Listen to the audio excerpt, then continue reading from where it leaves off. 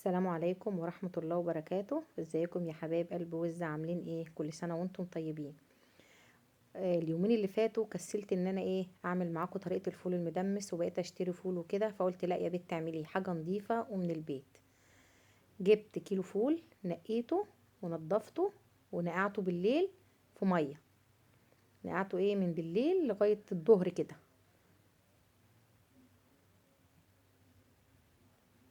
وغسلته ونضفته وحطيته في بولة.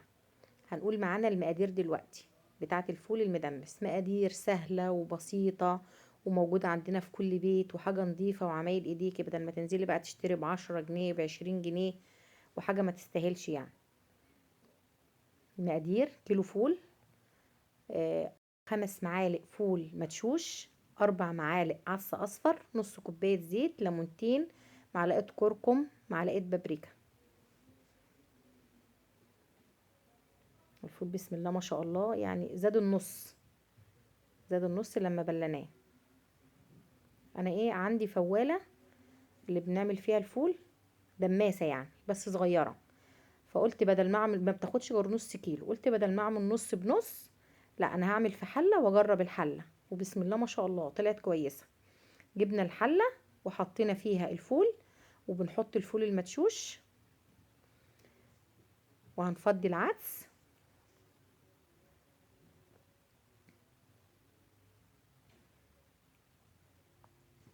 يعني نحط مقاديرنا على الفول في الحلة واحدة واحدة.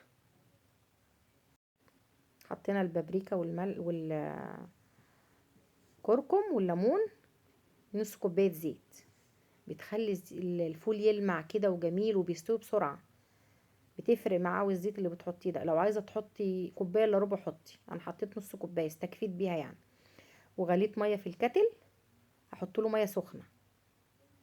دي مية سخنة، هتصدقوني لو قلت لكم انا ما حطيتش مية غير دي، بسم الله ما شاء الله الفول ما خدش حاجة على النار واستوى. هنقلبه يعني بالكتير ما خدش ساعة ونص، الفولة بتاعته جميلة واستوت بسرعة. قلبناه وهنولع البوتاجاز ونحطه على اصغر عين.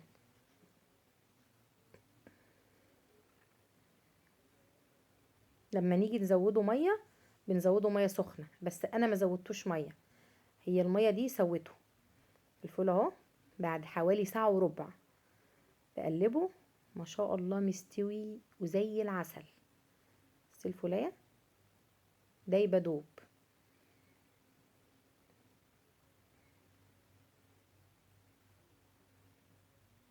خلاص كده استوى تمام التمام. وهنطفي عليه، وجبنا طاسه وحطيناها على النار، وحطينا فيها معلقتين زيت عشان نعمل معاكم الفول السحور ونتسحر بالفول اللي احنا عملناه بالمره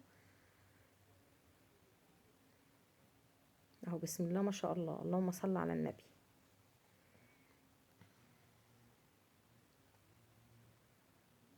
نهرسه بالمعلقه كده، مش محتاج خلاط ولا محتاج هراسه ولا اي حاجه، هو دايب لوحده. ونحط عليه شويه ملح وشويه كمون، ونحط شويه زيت حار، هذا الملح، نحط شويه كمون، نقلبه.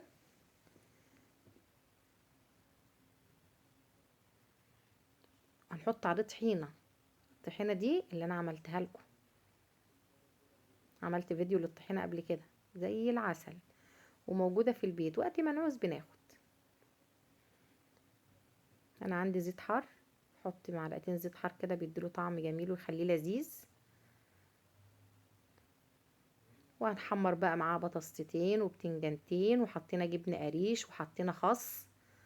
ودي الزبادي اللي احنا عاملينها برضو، انا بعمل على طول يعني، مش من الفيديو الاولاني يعني، تخلص اعمل غير، اخد كوبايه خميره واعمل غيرها. لو الفيديو عجبكم بقى ما تنسوش اللايك والشير وتفعيل الجرس عشان يوصل لكم كل جديد. وده الفول عملنا من الكيلو 15 كيس، وبألف هنا.